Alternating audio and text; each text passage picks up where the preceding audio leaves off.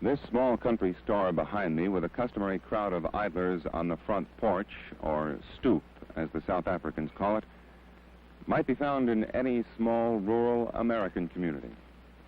But the dirt road that runs parallel to this small country store marks the beginning of the location in the town of Nelspruit, the African location where natives are forced to live.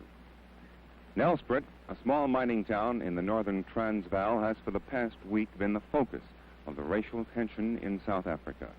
It started with a protest march by some 400 native women on the police station. The women have long been more militant in their resistance to apartheid laws in South Africa than have been their menfolk.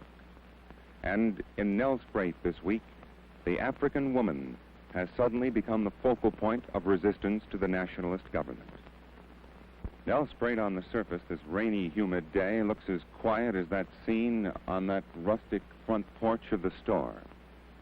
But in reality, Nelspruit is still tense after a week of trouble. Big trouble and violence, even in South Africa. I asked for permission this morning to go inside the location at Nelspruit and make this film. We were told that there's been trouble there lately and they'd rather not have any Europeans go inside. This, then, is our next recourse.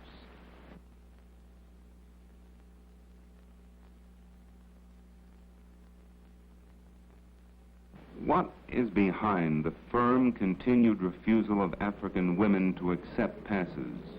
Well, the passes have been enforced in South Africa for a very long time among the men. And it has become very clear that the pass system in South Africa is the basis of forced and cheap labor. Now, to impose such a system on the African women is to create hardships. Firstly, African women will have to produce these passes on demand.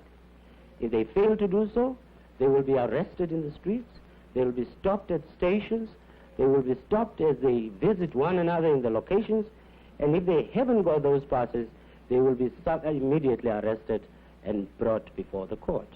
Now, African men who value their women just as any other people value their women, say what will happen to their children.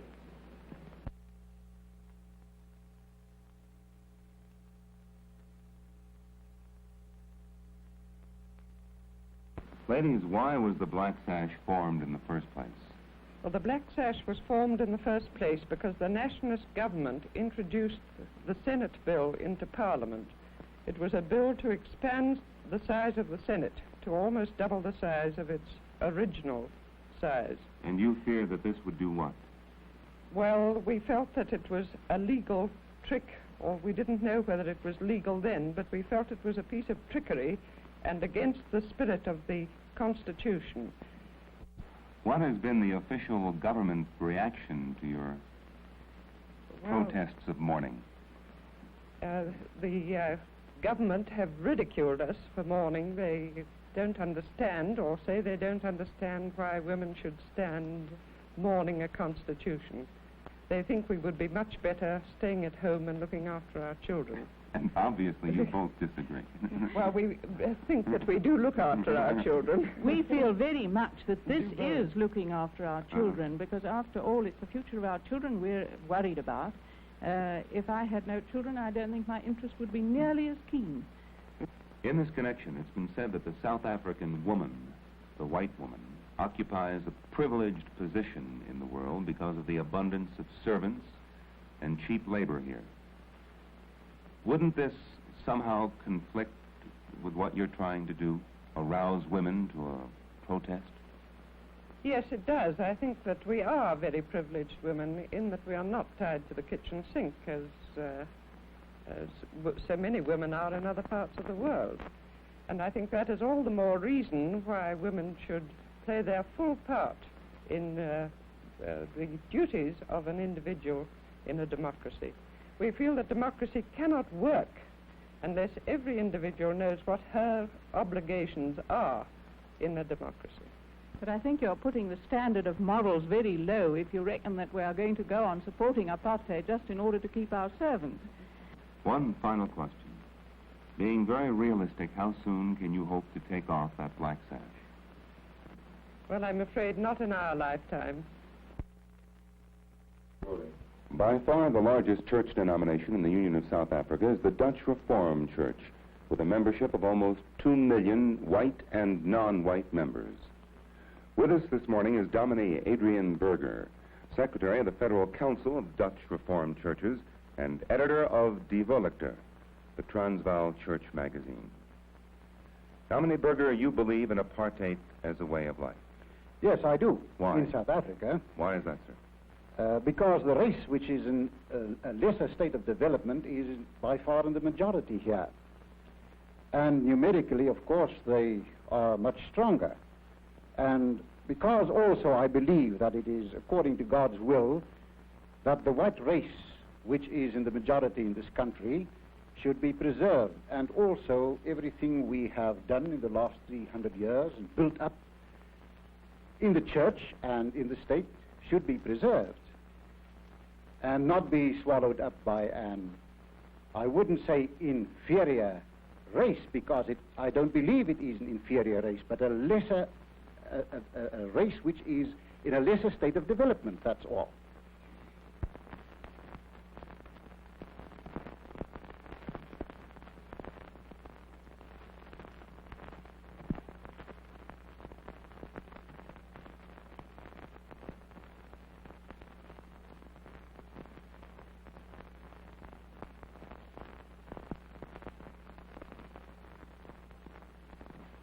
You, sir, have been fighting a fight for a long time that requires, as I see it, a great deal of quiet, sustained courage.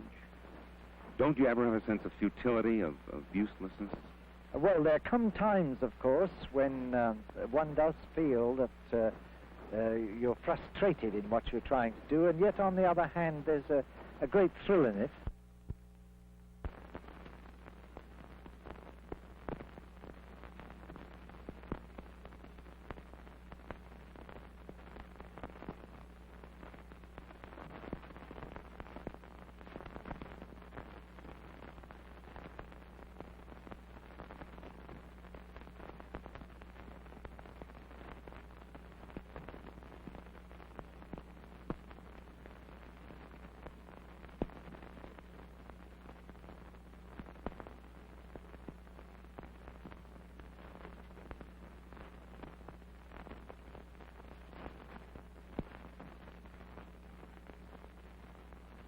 Perhaps you can answer this one question that's intrigued me for a long time. There are, I am sure, devout believers in apartheid who are also devout Christians. Can these two, apartheid and Christianity, in your opinion, be reconciled? I'm quite sure that they cannot. One of the mystifying things to me is how anybody who claims to be a Christian can be a disciple of apartheid. Do you find any conflict between apartheid and Christianity? No, certainly not. As a matter of fact, our Dutch Reformed churches are doing much more for the Christianization of the non-white people in this country than any other Protestant church in this country and anywhere in Africa. We as Christians believe in the development of the non-white people, and we certainly try to develop them as far as possible by building their churches, subsidizing them in their church work, and we are also trying to give them leadership where they want it. And our experience is that these people prefer to be left in their own churches. As a matter of fact, there are 9 different non-white churches belonging to the Dutch Reformed Church amongst the non-white people. And they prefer that. There are instances when we come together on a higher level in conferences and sometimes also in their churches. We often come there as white people to visit them, and there are also instances where we even have communion with them. Can you foresee any eventual end to apartheid in the Dutch Reformed Church? The Dutch Reformed Church does not practice apartheid because we believe that integration is religiously wrong or ethically wrong. Certainly not. in theory, we have nothing against integration. It's only a matter of practical policy in this country. Now, for this moment, if conditions should change, this or any other practical policy could also be changed. I see. But is there any corollary, do you think, between American segregation and South African apartheid? No, I think, well, in one sense, I think it's all part of a world pattern. Mm-hmm. I think that the white race as a whole find it extremely difficult to realize that they can no longer dominate the whole world. But the thing that encouraged me in America is that in spite of what has happened and is happening, the general trend is in entirely the opposite direction from what is happening in South Africa. Do you, sir, believe that there's any possibility now or in the immediate foreseeable future of large-scale violence in South Africa? No, there are a lot of people who seem to be very fearful that this may happen. But for my part, I'm convinced that all the responsible leadership among the Africans and the Indians is determined at all costs to prevent violence if they can possibly do so.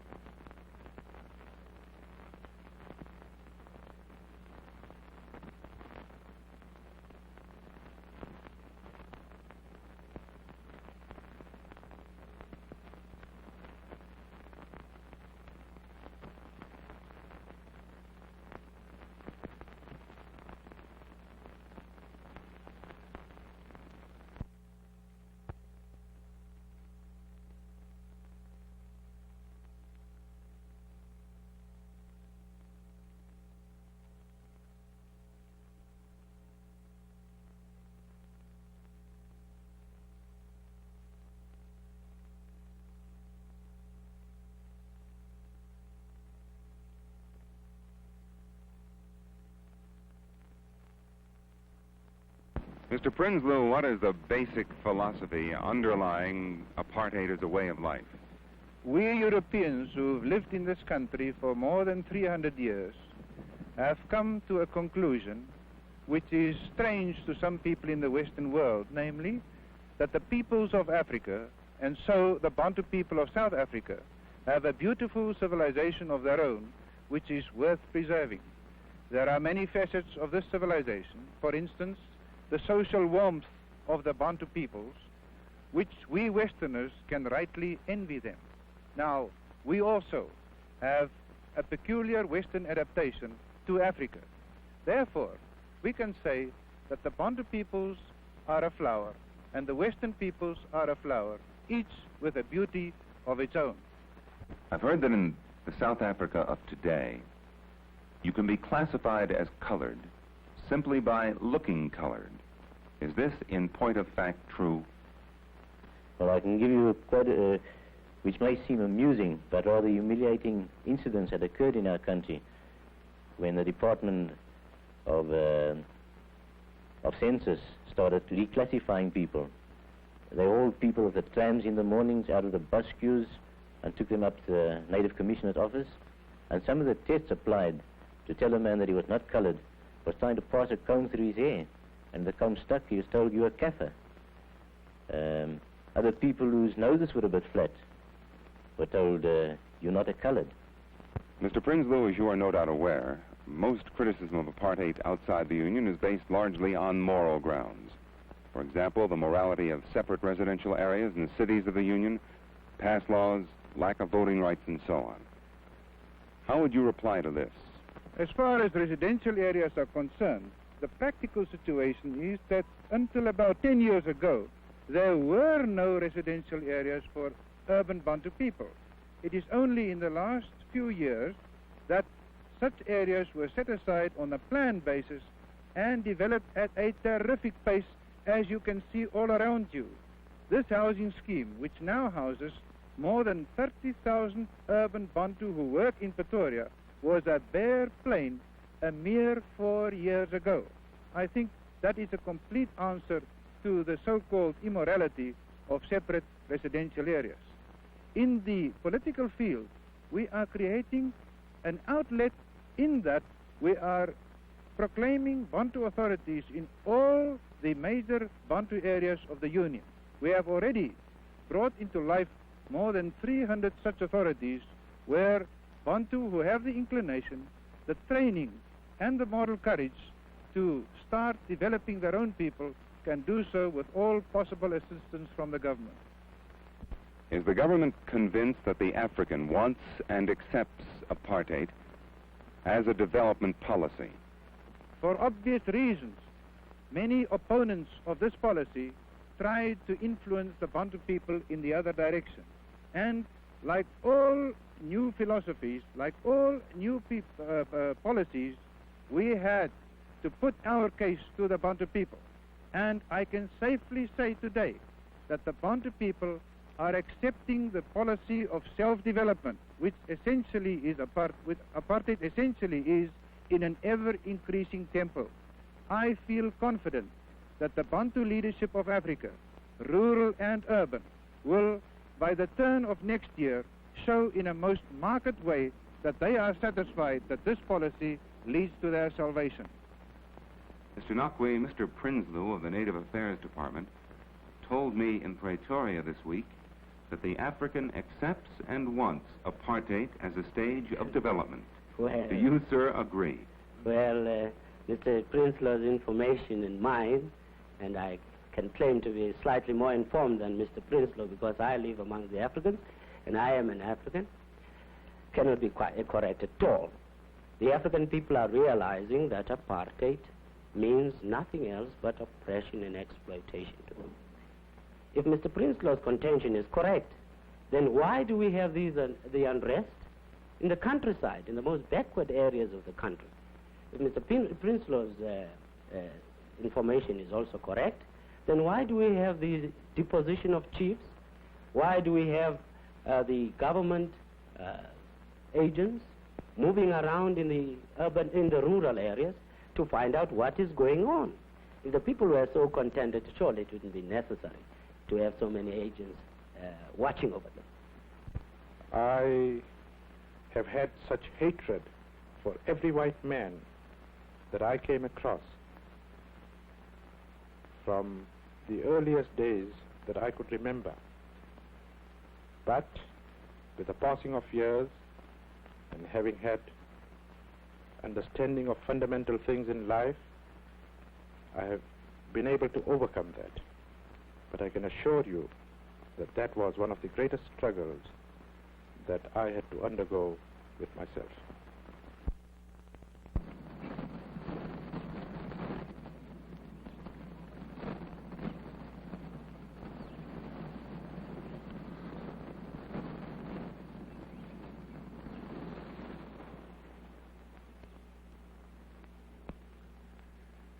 Mr. Payton, it's a tall order and a big question, but if you can do it, how would you characterize the emotional climate of South Africa today? Well, I think probably it's hotter than it's been for a long time. In what way? In regard to its race problem? Yes, in regard to the relations between the groups, I suppose the relations between the English-speaking and the Afrikaans-speaking group are colder. Mm-hmm. In view of the daily indignities, humilities, and in some cases actual hardships, economic and otherwise, that the non-European is subjected to because of the apartheid laws, do you ever wonder at or puzzle that a non-European can ever be civil to a white? Oh, that thought often occurs to me, Mr. McCutcheon, because, you know, we have many non-European friends, and sometimes you do wonder how they can go on liking you, you know. Do you, Mr. Payton, fear in the foreseeable future any widespread violence in South Africa? Well, that's what everyone fears. It's not just me. It's not, I mean, whether you're a white nationalist or whether you're a black man or whether you're English-speaking, whether you're an Indian, I think all of us have that fear that violence one day will. There will be violence one day. Mr. Payton, I read a quote by you once, not so long ago. which, if I can recall it, you said you might hesitate to rush forward to help an African injured on the street. Is that the essence of what you said? Do you recall it? Oh, yes. Yes, that was quoted in that book Drum by Anthony Sampson. And I think it was 1948. I think I've got a bit better since then. But the point I was really trying to make was that in this kind of race-mad world in which we live, that a white man, even if he went to the assistance, might well hesitate before he did. I think that you might find that in many parts of the southern states, too. There's been much talk here, I understand, of passive resistance. As a matter of actual fact, however, can the African, the Indian, or the colored, in his present economic state, financially afford a long period of general strikes or passive resistance? I would imagine no. You know, you haven't got powerful trade unions here who have built up great funds. Mm-hmm. But nevertheless, I mean, there are significant things happening. You know, you've heard of the bus boycott. Yes, I have. Here in Johannesburg. There was an example where people, by their determination, forced not only the bus companies, but also the government to retreat. Mr. Payton, you love this country very much, despite what's been happening here for the past few years and what's happening here today.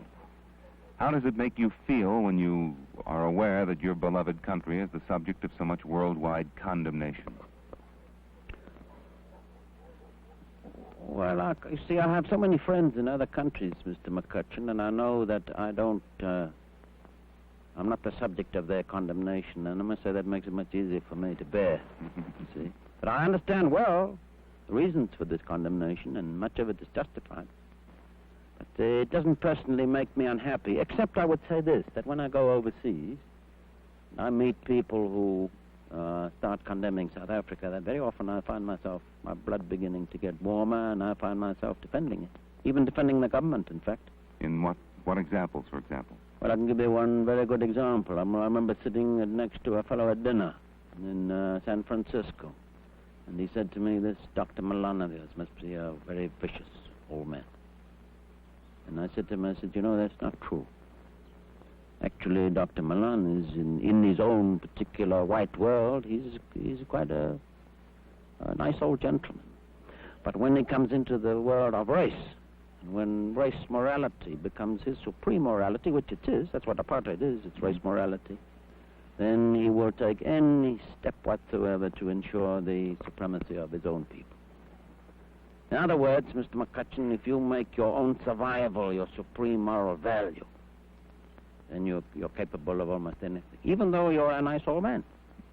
Mr. Payton, as magnificent as this country is physically, aren't there those who find it difficult, if not impossible, to continue living in this climate of fear? Oh, yes. Oh, yes. I know quite a number of people who have finally decided to leave the country. Perhaps for their own sakes, perhaps for the sake of their children. This question of apartheid has been placed, so far as the non-European is concerned, so purely on a question of color, that theoretically, if the black man should come into power in South Africa, is it not possible that the pendulum might swing the other way? Is there any justification to fears that the white man would, in truth, be driven into the sea? Well, that's a question that lots of people ask and no one can answer, Mr. McCutcheon. I would say that amongst the African people, there are some of them who have, under this present dispensation and the dispensations before it, will come to hate any kind of color discrimination whatsoever. Mm-hmm. And I find it hard to believe. I mean, I don't say the feeling of revenge will be entirely absent, but I find it hard to believe that they could set up a state in which their whole aim would be to discriminate against white people. I find that difficult. Yes, Master. Yes, Yes, Waltz.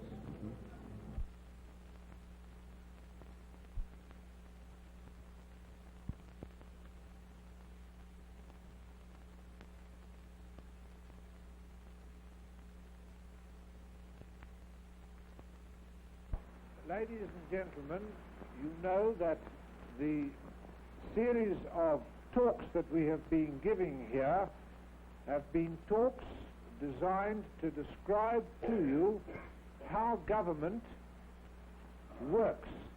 And you've had talks recently on government and law in general, and also a description of how the parliamentary machine works in South Africa.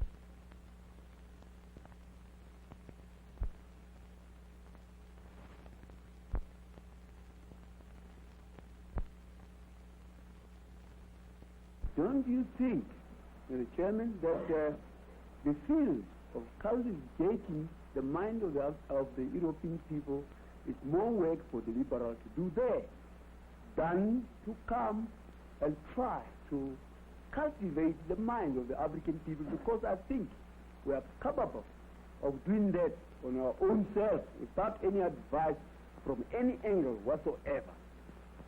Let us understand that here in South Africa, and in fact in the whole of Africa, we are dealing with a national question. And Africa is not very peculiar in this respect. Nearly every country has had its national problems, and they are always solved by the people according to the needs of the majority of the people in the particular countries concerned. At the present moment, we don't even have the right to starve. Yes, sir.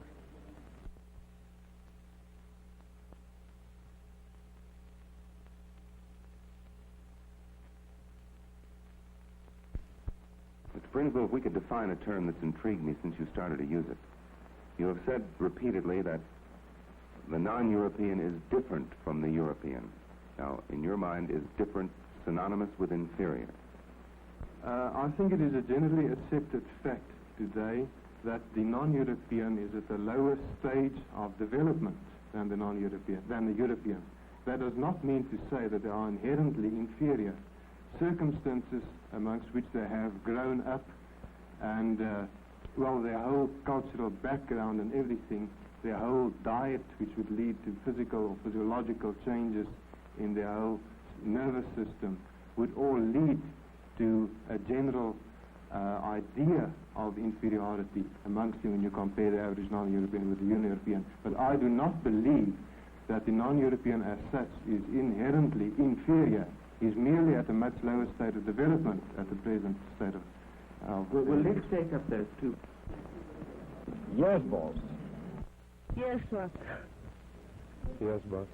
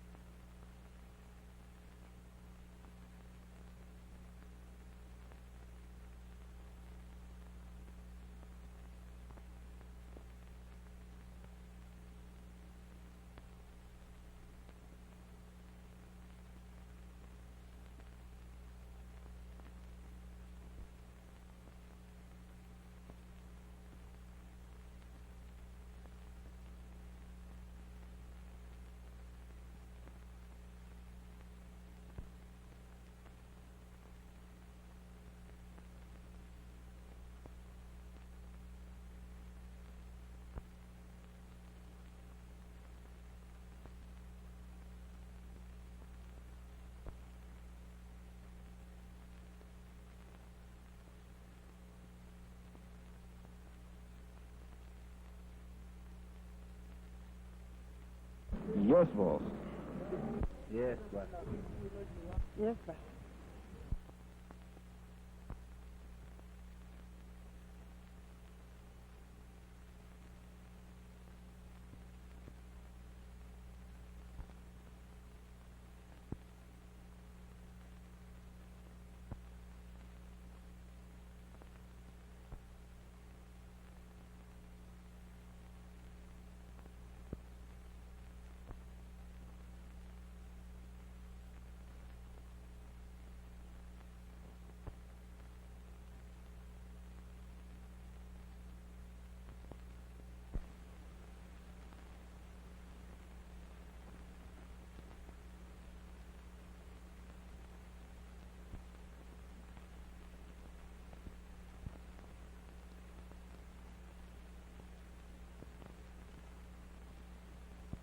Yes, boss. Boss. Yes, boss.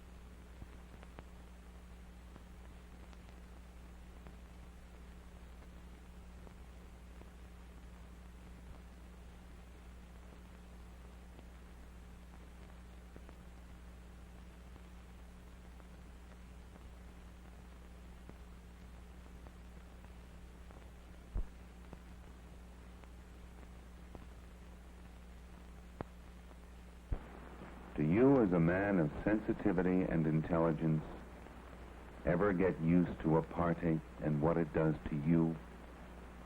I'm afraid not, because it continuously affronts me. I'm forced to be indignant about it. I cannot get used to it. I must resist it. To the back.